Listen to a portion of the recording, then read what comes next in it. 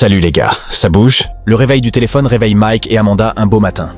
Ils remarquent la date et se souhaitent un joyeux anniversaire tout en se remémorant les vieux souvenirs.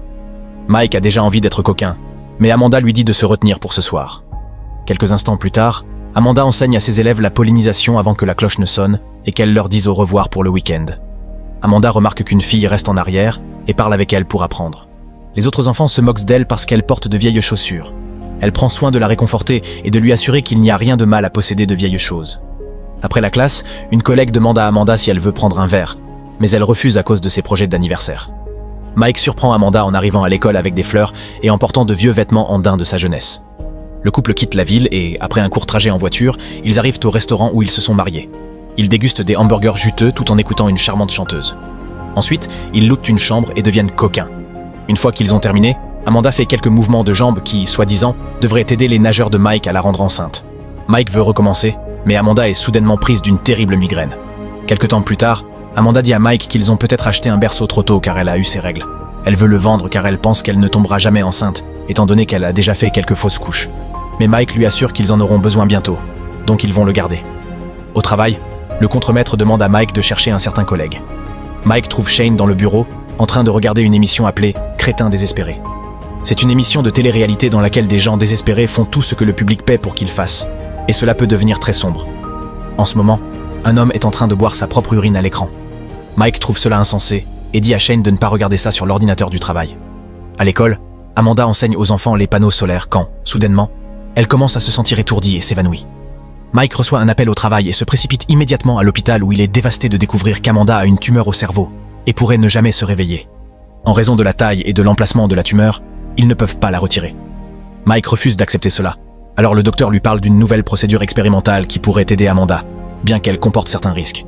Plus tard, alors que Mike tient compagnie à Amanda inconsciente, il reçoit la visite de Gaynor, d'une entreprise appelée Rivermind. Ils manipulent une technologie neurologique avancée qui leur permet de faire une copie de sauvegarde du cerveau d'une personne et de la télécharger sur leur ordinateur central. Ensuite, ils peuvent effectuer n'importe quelle procédure, comme enlever une tumeur et remplacer les parties retirées par un tissu récepteur synthétique. Cette fibre recevra ses commandes depuis la copie de sauvegarde pour faire fonctionner le cerveau normalement. Mike est sceptique, alors Gaynor révèle qu'elle a subi cette procédure, montrant même des photos de son apparence après un accident qui a failli la tuer. Elle jure qu'elle se sent et fonctionne normalement, tant physiquement que mentalement. En entendant cela, Mike accepte de contracter le service, et Gaynor lui fournit plus de détails. Après l'opération, Amanda dormira 1 ou 2 heures de plus chaque nuit pour aider à la charge des serveurs. Elle devra aussi rester physiquement dans la zone de couverture. Jusqu'à présent, l'État est couvert par l'entreprise, et l'année prochaine, ils seront présents dans tout le pays. Mike est surpris d'apprendre que la chirurgie est gratuite, mais que le service de sauvegarde a un abonnement mensuel de $300. C'est beaucoup, mais il accepte de signer le contrat. Quelques jours plus tard, Amanda sort de l'opération en parfaite santé.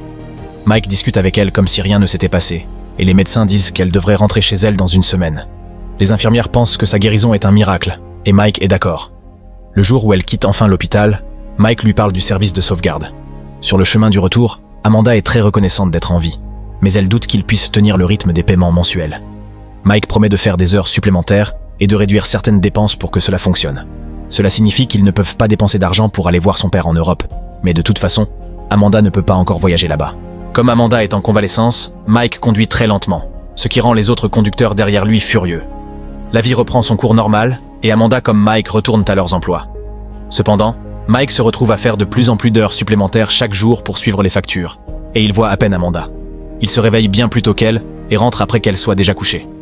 Lorsqu'il rentre, il ne peut même pas prendre une collation ou une bière parce qu'ils doivent limiter les dépenses de plaisir. Pendant que Mike travaille dur, Shane continue de regarder cette émission de télé-réalité sur son téléphone. Aujourd'hui, un homme s'est fait arracher une dent devant la caméra et l'avale ensuite.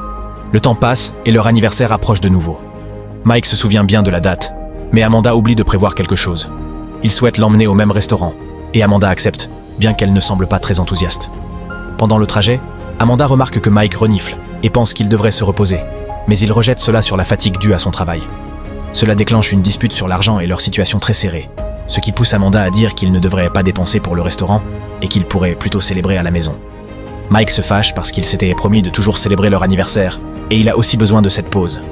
La dispute s'intensifie lentement, surtout quand Mike laisse entendre qu'elle ne travaille pas aussi dur parce qu'elle ne fait pas de travail manuel. Cette distraction fait rater à Mike leur sortie d'autoroute et soudain, Amanda a du mal à respirer jusqu'à ce qu'elle perde connaissance. Mike panique et après avoir vérifié son état, il fait demi-tour pour aller à l'hôpital. Dès qu'ils franchissent les frontières de l'État, Amanda se réveille comme si de rien n'était. Le lendemain, le couple rend visite à Gaynor pour discuter de ce qui s'est passé. Elle explique qu'Amanda va bien et que Mike a juste dépassé la zone de couverture, mais il nie, jurant avoir suivi la carte.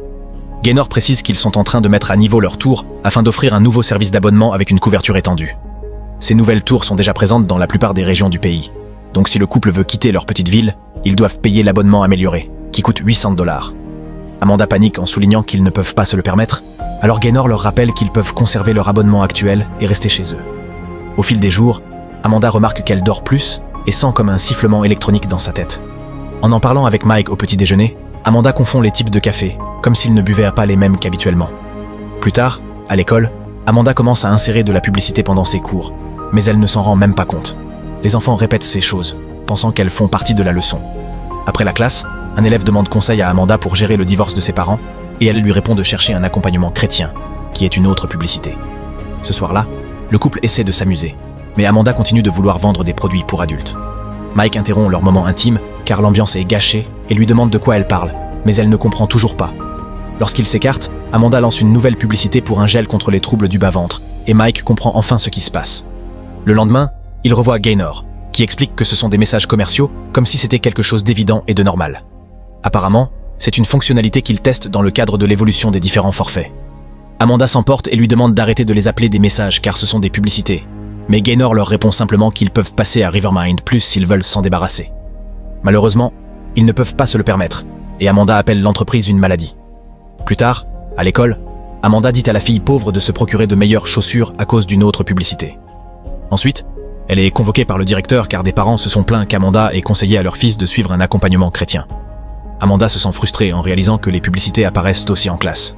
Mais avant qu'elle puisse s'expliquer, une autre publicité destinée au directeur l'interrompt. Lorsqu'Amanda rentre chez elle, elle informe Mike que s'il ne coupe pas les publicités, elle se fera renvoyer, et ils ne pourront même plus se permettre le forfait de base. Après qu'Amanda se soit couchée, Mike se rend dans la chambre d'amis et bloque la porte avec une chaise. Puis il enfile un masque et crée un compte sur Dom de Mise pour commencer à gagner un peu d'argent supplémentaire. Le lendemain matin, Amanda partage déjà des publicités pendant le petit déjeuner. Alors Mike utilise l'argent qu'il a gagné la veille pour mettre à jour leur forfait, ce qui interrompt instantanément une publicité. Pendant que l'annonce est encore en cours, il dit à sa femme qu'il a reçu un supplément d'argent grâce à ses heures supplémentaires et lui promet de l'emmener au restaurant pour leur prochain anniversaire. Quand Amanda retourne à l'école, le garçon à qui elle avait donné un conseil ne veut plus lui parler.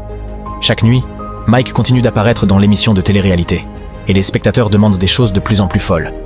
Au début, il refuse, mais lorsqu'il reçoit un message lui rappelant qu'il doit continuer à payer pour le forfait premium, il n'a d'autre choix que d'obéir au chat. C'est ainsi que sa langue finit coincée dans un piège à souris. Au fil des jours, Amanda commence à dormir 12 heures par nuit. Ils vont voir Gaynor, qui admet que la dernière mise à jour du système a légèrement prolongé le temps de sommeil. Amanda souligne qu'elle ne se repose pas. Elle ne rêve jamais et se réveille fatiguée. Ce n'est pas un vrai sommeil. Gaynor confirme que c'est bien le cas.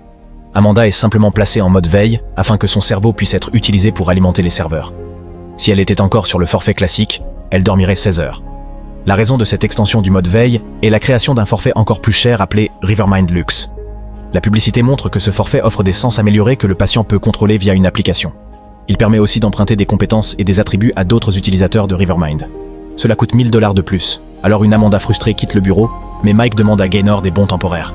Ce soir-là, Mike est tellement désespéré pour de l'argent qu'il accepte d'enlever son masque et d'insérer quelque chose dans son derrière. Le lendemain, il surprend Amanda avec un bon de 12 heures pour le forfait luxe afin qu'ils puissent faire leur voyage d'anniversaire habituel. Lorsqu'Amanda teste l'application, elle est impressionnée par l'intensité de ses sens. La nourriture a un goût bien meilleur et la musique semble venir des anges. Au moment de devenir coquin, Amanda prend bien plus de plaisir que Mike. Quand Mike retourne au travail, il remarque que tout le monde chuchote dans son dos. Il est confus jusqu'à ce qu'il trouve une capture d'écran de son émission accrochée à la table des collations. Après avoir arraché la photo, Mike cherche Shane et commence à le frapper, l'accusant d'être derrière cette image. Les autres employés retiennent Mike, et Shane essaie de partir, mais se fait renverser par une machine lourde. Ensuite, Mike rentre tôt chez lui et informe Amanda qu'il a été licencié. Amanda s'inquiète immédiatement pour son cerveau, car s'il rétrograde, elle retrouvera les publicités, et risque donc d'être renvoyée elle aussi. Mike dit qu'ils peuvent plaider leur cause, car ils sont des clients fidèles. Cependant, lorsqu'ils rendent visite à Gaynor, elle leur dit qu'elle ne peut rien faire pour eux. Mike n'a pas d'autre choix que d'avouer qu'il avait économisé un peu d'argent pour le bébé, et lorsque Gaynor apprend que le couple essaie d'avoir un enfant, elle explique que la grossesse coûte 90 $ de plus, car elle modifie le cerveau. Mike explose et insulte Gaynor avant que le couple ne parte. Un an plus tard, à l'anniversaire du couple, 2 personnes se présentent pour acheter le berceau. Mike apprend qu'ils vont le brûler pour leur clip musical. Avec cet argent, il offre à Amanda une session de 30 minutes de Rivermind Luxe qu'elle utilise pour régler son niveau de sérénité au maximum. Amanda lui dit que c'est le moment de le faire, mais qu'il doit s'assurer qu'elle ne soit plus là. Une fois la session luxe terminée, Amanda recommence à réciter des publicités, alors Mike lui couvre le visage avec un oreiller pour la tuer comme convenu. Ensuite, Mike fait une crise et saisit une lame avant de s'enfermer. N'oubliez pas de vous abonner et d'activer les notifications pour voir plus de vidéos comme celle-ci. Merci d'avoir regardé.